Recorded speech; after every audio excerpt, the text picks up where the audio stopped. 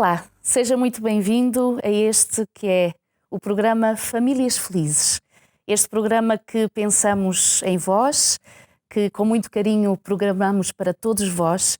Este programa que desejamos venha ao encontro das suas necessidades, ao encontro dos seus sonhos, ao encontro de você que está aí em casa ou em qualquer lugar e que tem esses desafios, como nós também, na questão dos relacionamentos. Relacionamentos em família, que podem ser os relacionamentos entre casais, os pais e os filhos, os avós, os familiares, os colegas de trabalho, enfim, todos nós imaginamos com certeza alguma situação em que passamos, que vivemos, que experimentamos, em que precisamos exatamente, se calhar, de algum conhecimento ou de alguma abordagem diferente para podermos resolver esses mesmos desafios. Seja bem-vindo, receba o nosso abraço no início destes que vão ser vários programas do Famílias Felizes. Teremos connosco alguns convidados que vão trazer alguns temas que pensamos com carinho possam ir ao encontro daquilo que precisem, daquilo que necessitem, para terem isso mesmo que todos nós desejamos, famílias felizes. Hoje, no nosso primeiro programa, convidamos o Dr. Alberto Pereira da Silva. Dr. Alberto Pereira da Silva, seja muito bem-vindo. Nós agradecemos muito o facto de poder ter aceito o nosso convite. O Dr. Alberto Pereira da Silva tem a especialidade de Medicina Geral e Familiar e já está nestas bandas, posso dizer assim, já há vários anos, doutor. 42. 42 anos, a servir tantos rostos, tantas pessoas, tantas famílias. Só para conhecerem um pouquinho o doutor, sempre foi esse o seu sonho, a questão da medicina familiar, do estar perto das pessoas, foi esse o seu sonho? O sonho de ser médico, sim. Ok. Sempre foi. De tirar a especialidade de Medicina Geral e Familiar, não, foi quase uma imposição. Na altura, por razões de referência religiosa, não me foi permitido fazer os exames ao sábado para a especialidade e tive que optar por uma carreira muito mais longa que me levou à Medicina Geral e Familiar, com a qual estou feliz hoje. Acabei por me adaptar. Muito bem. Eu gostava muito que pudesse falar para nós e desenvolver um pouquinho esta palavra, que eu creio que é uma palavra não muito antiga, é uma palavra moderna, que eu achei muito interessante nos artigos que tem escrito para a Saúde e Lar, que é a gerontologia. É uma palavra muito interessante. O que é que ela significa? Mais do que a palavra gerontologia, sim, aquilo que é o meu enfoque maior é a palavra gerontolescência, ou gerontolescente, que essa sim é uma palavra nova, relativamente nova, e que tenta explicar um estatuto que é o indivíduo que já tem mais de 60 anos, mas que continua a lutar como se fosse um adolescente. Ok. Com um pensamento mais maduro, mas continuando a querer descobrir coisas. Porque algo que alguém afirma, um senhor chamado Zorin, diz que quando nós perdemos a curiosidade pelas coisas, começamos a envelhecer. Então, gerontolescente é alguém que já tem mais de 60 anos, mas que ainda é um adolescente.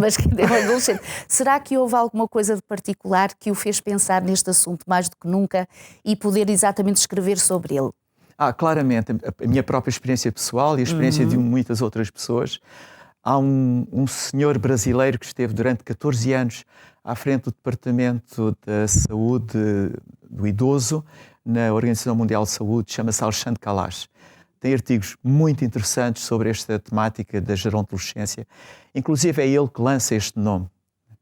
E aquilo que nós hoje percebemos, e utilizando uma frase engraçada de Simone de Beauvoir, é de que nós não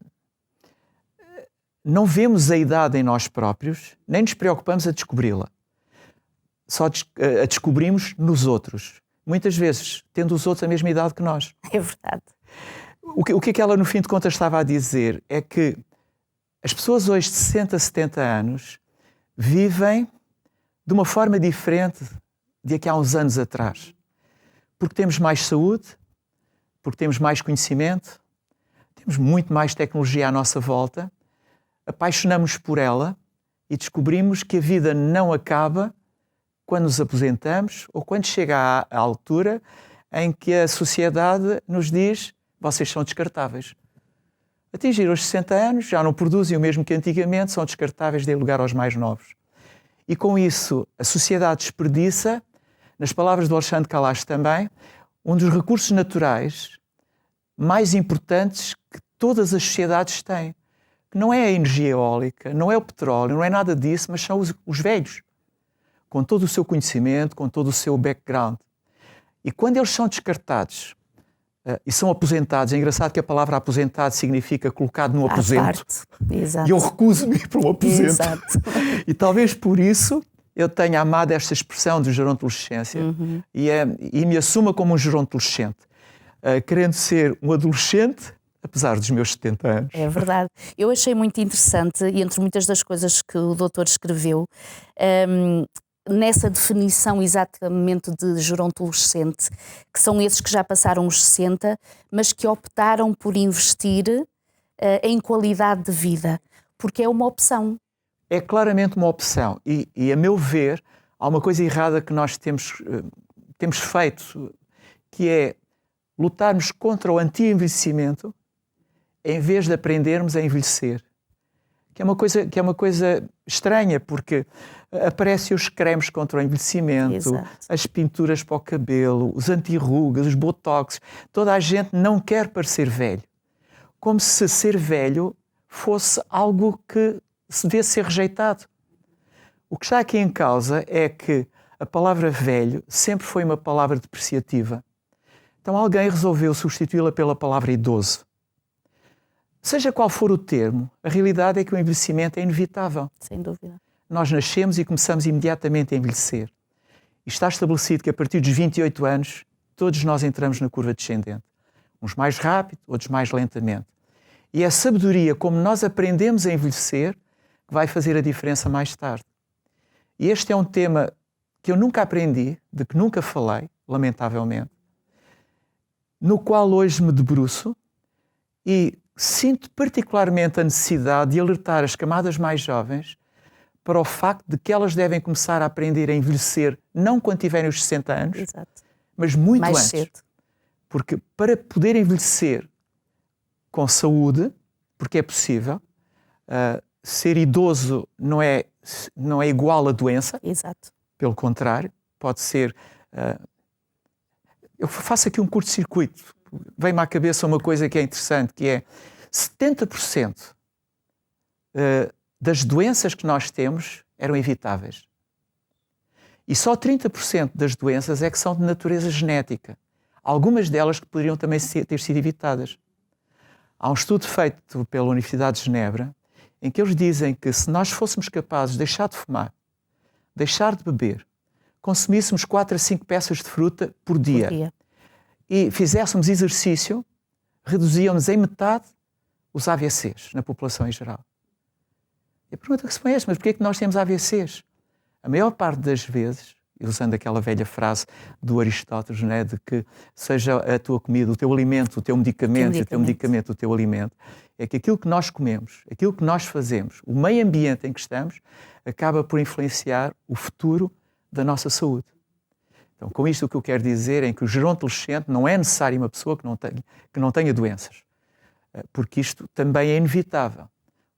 A nossa andropausa, Exato. a nossa menopausa, os nossos músculos, as nossas articulações... Já não é a vitalidade de outrora. Já não é a vitalidade de outrora, mas algo que pode ser de outrora melhor, que é o que está aqui dentro, e o que está aqui dentro. A forma como nós pensamos, eu estou-me a lembrar de uma frase interessante, que é: o que tu aprenderes na juventude é para usares quando fores velho. Portanto, ensina ao menino, utilizando uma velha frase da Bíblia também, ensina ao menino aquilo que ele deverá fazer, baseado em quê? Naquilo que tu sabes, naquilo que tu aprendeste, não é? E esta ideia de que ser velho é uma inevitabilidade, mas não significa que acabou o caminho. É uma nova aventura. Aliás, isto é conhecido, que o envelhecimento sendo inevitável, mas a velhice é uma etapa da vida. E como etapa da vida, temos que estar preparados para ela, sem ter vergonha. É engraçado a ideia também de que parece que é crime ter rugas. Pois. É crime ter cabelo branco. Ou que é vergonhoso. Ou que é vergonhoso ter estrias. Exato. andar com uma bengala, parece que é vergonhoso isto. Pois não, nós devíamos ter orgulho nas nossas cãs, nos nossos cabelos grisalhos, devíamos ter orgulho. Da nossa história de vida. É a nossa história de vida, no fim de contas. Sem dúvida. É um pouco aquela ideia, que pegada é que tu andas a lançar. E aquilo que eu sinto que um gerontolescente é capaz de fazer é não estar preocupado já com a carreira, não estar preocupado com estatutos, mas em deixar uma pegada e, sobretudo, ensinar aqueles que têm vontade de aprender, porque o background que nós temos, que resulta da experiência de vida, não tem valor, não é? Com certeza que nós consideramos, e em relação a muitos possivelmente que nos estejam a ouvir e a ver, esta realidade de nem sempre estarmos preparados para viver os dias mais maduros da nossa vida. E porquê é que eu estou a trazer esta palavra maduros? Porque eu acho muito interessante. Nós temos esta definição, como o doutor disse, que o idoso parece que traz aquela carga, o velho traz aquela carga pejorativa, que realmente, ou mais jovem ou adulto, é a tal questão de catalogar e de colocar à parte esse idoso ou esse velho. Mas é interessante que na língua espanhola o idoso é los maduros. E los maduros, para mim, traz-me mais qualquer coisa de ir ao encontro disso que o doutor está a revelar, que é aqueles que realmente têm uma experiência de vida que os mais jovens não têm e que por isso mais do que nunca estão preparados para poder ser um alento, para poder ser uma mais-valia para outros, mas também inclusive para a sua própria vida. Mas no fim de contas, a modernidade, Exato. entre aspas, alterou isso. Porque se nós formos à cultura judaica, se formos aos egípcios, aos gregos, o mais velho era a pessoa de referência e só pelo facto de ter os cabelos brancos já era um estatuto. Hoje, com a perda de hierarquização, que resulta muito de uma sociedade em que os pais deixaram de ser pais para tentarem ser amigos dos filhos, em que os pais estão preocupados que os filhos gostem deles e tornam-se tolos, dando-lhes tudo o que eles querem. Esta perda de hierarquização fez com que os mais velhos sejam considerados, como disse há bocadinho, descartáveis, já não são precisos. Também já não têm nada para ensinar e este é um erro grave. Uma hierarquização que não era baseada num autoritarismo ou numa imposição, mas que o fundamento era o amor e era o respeito. E daí o funcionar sempre muito bem e realmente grandes valores serem aproveitados e as famílias, poderíamos dizer de outrora, terem uma forma de estar e de viver que acabava por trazer até maior felicidade a todos e a cada elemento da família. É verdade. E aquilo que nós hoje constatamos é que a liberalização passou a sufocar-nos todos. É muito pior a liberalização em que toda a gente está ao mesmo nível do que propriamente o percebermos que existe uma hierarquia de valores, que há pessoas que já aprenderam porque viveram e há outros que precisam de aprender. Trocar os valores, fazer as coisas ao contrário, não. E um gerontolescente pode ser uma pessoa que afirma, pela sua postura, pela sua saúde, pela sua forma de pensar, pode fazer realmente a diferença, não ser aquela expressão do coroa. Exato, é? Exato. Qual coroa? Exato. Sinto nada coroa, não sinto nada velho, não sinto nada disso. Sou idoso. Pois sou. Mas como se costuma dizer a brincar, eu estou para as curvas. Muito bem, muito bem. Já agora, doutor, é interessante e se calhar fazer esta pergunta, porque é que, embora já tenhamos tocado alguns tópicos sobre isso e feito algumas referências, alguns conseguem na idade gerontolescente continuar a ter uma forma de vida, um prazer, uma alegria, um sentido para essa mesma vida nessa faixa etária, enquanto que outros se calhar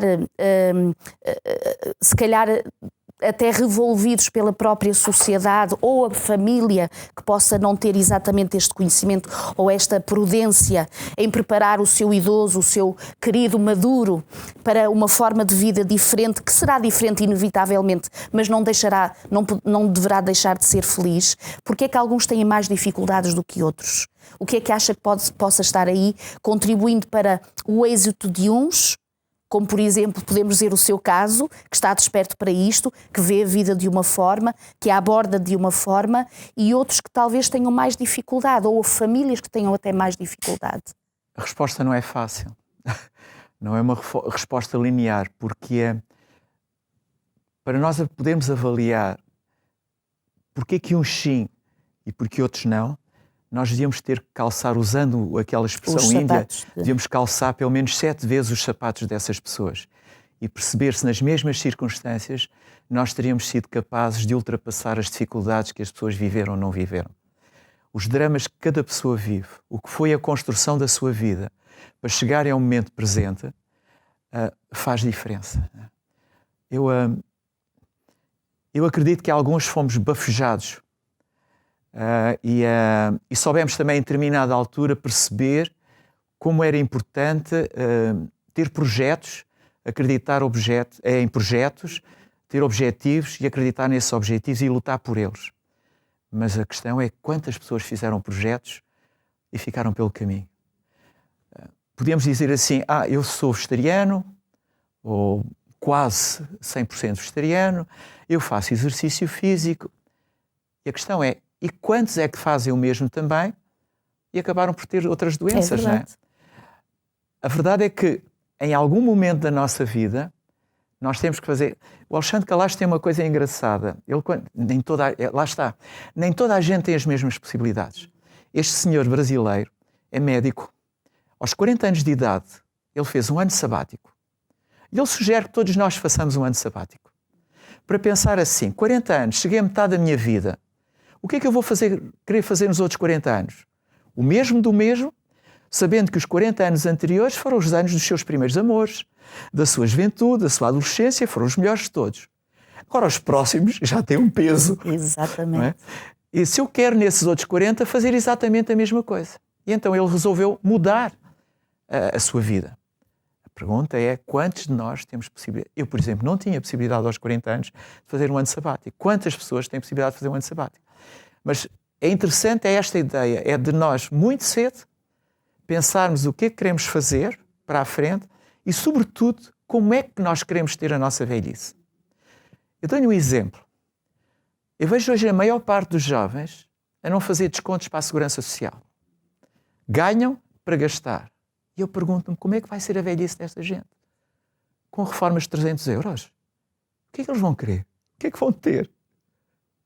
E quando nós começamos a pensar nestas coisas, nós perguntamos assim, estamos todos a falhar, porque se queremos ser gerontolescentes, nós temos que começar a preparar as coisas já agora. Não podemos esperar. Então, deveríamos passar esta mensagem para uma sociedade que está mais preocupada em ter usufruto imediato das coisas, a obtenção de respostas rápidas para tudo e mais alguma coisa, faltando o aspecto da reflexão, da consulta. A Bíblia tem uma frase muito engraçada em que ela diz que o orgulho dos jovens está na sua força e o dos velhos nas suas cãs. E depois assistimos a algo estranho também, que é a taparmos as nossas cãs, a escondê-las com tintas. Parece que temos vergonha de ser velhos. E não podemos ter vergonha de ser velhos, nem de ser idosos, seja o que for. É interessante que em determinada altura esta questão de chamar-se os idosos a terceira idade, no sentido de ser os tais jovens velhos, sim, não é? Que dizia no início.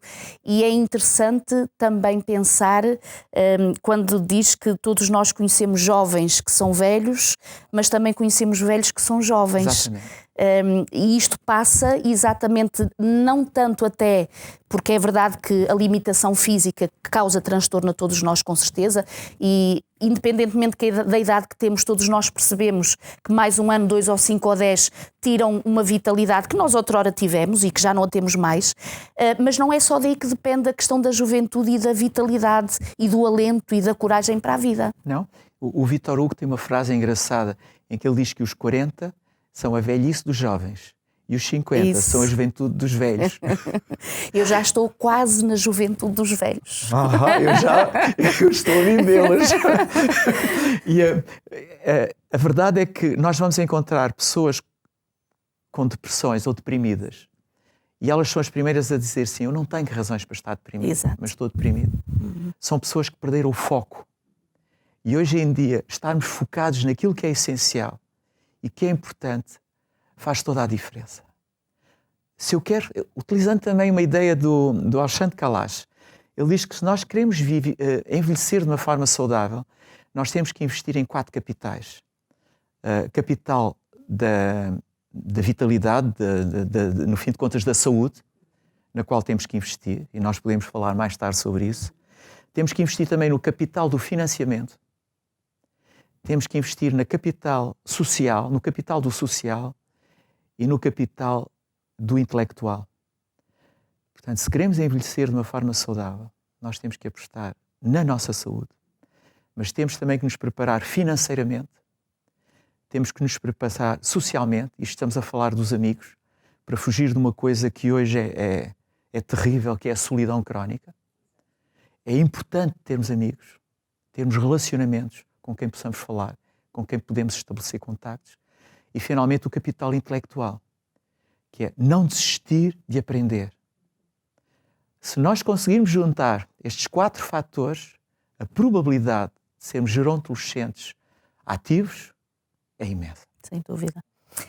Acho interessante porque, quando dizia há pouco, já desde jovens devemos nos preparar exatamente para a idade que virá a seguir e bem mais além, que o Senhor nos guarda até lá, o facto de podermos pensar nisso, já isso nos traz inevitavelmente o respeito pelo idoso. Claramente. Porque um dia eu vou lá estar, um dia eu vou ser esse, um dia eu vou ser aquele.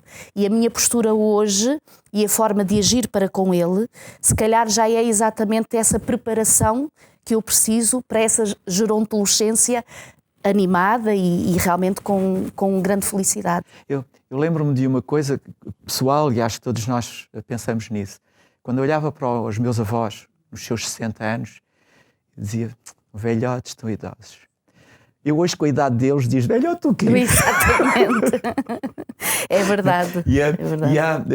A sociedade criou determinados marcos e parece que nós nos deixamos levar por aquilo que os outros dizem. É dito que aos 30 anos é suposto que devemos ter um emprego estável para poder garantir uma família. Aos 40 anos é suposto que nós já devemos ter uma família estabilizada e organizada. Aos 50 anos já é suposto que temos um rendimento. Quer dizer, criou alguns marcos, quando, curiosamente, o marco mais importante, e a maior parte de nós se calhar nem pensa nisso, o marco mais importante na vida de qualquer pessoa é quando ela realiza que é pai. Quando pela primeira vez nos tornamos pais. Esse é considerado o grande marco na vida das pessoas. Para aqueles, claro, que são pais e que têm filhos, né? Depois é o marco dos 28 anos, em que está provado que começa a nossa senescência, né? Depois não há mais marcos. Há uma senhora que tem um livro muito interessante que acho que todas as pessoas deviam ler, que é A Morte, o momento em que vale a pena viver. Ou uma data que vale a pena viver. E ela esteve há pouco tempo, esteve há pouco tempo em Portugal. E o texto dela é muito engraçado, porque ela diz que a maior parte das pessoas olham para a velhice como sendo um momento em que vão morrer, em vez de ser um momento em que vão viver. Para quando chegar o momento de morrer, possam dizer, valeu a pena morrer. Né? Sem dúvida. Dr. Beto, nós agradecemos muito a sua presença e o tempo voa, sem dúvida. Com certeza teremos outras oportunidades de poder até falar um pouquinho mais de alguns dos assuntos que seriam também pertinentes relativamente a este mesmo assunto. Mas eu gostava muito de poder deixar para todos aqueles que nos estão a ouvir, e porque, com certeza, sendo este um programa cristão e que, com certeza, nós acreditamos que, para além daquilo que é o nosso esforço pessoal, há, sem dúvida, Deus que pode orientar e que quer orientar e trazer-nos a felicidade que todos nós almejamos. Há um versículo que eu acho muito interessante, de um salmo, que é o Salmo 71, no versículo 18, que o Senhor, é uma oração em que a súplica de um ancião, ou seja, daquele que tem as suas cãs, que diz, Senhor, não me desampares, Deus meu, até à minha velhice, até às minhas cãs. Mas depois ele diz, porque quer que Deus não me desampare, ou seja, qual é o objetivo da sua vida. E ele diz, até que eu tenha declarado à presente geração a tua força àqueles que vêm depois de mim. Então, se você tiver neste momento e que ouviu este programa estiver exatamente nesta faixa etária, se for um gerontolescente ou se for um familiar de algum deles.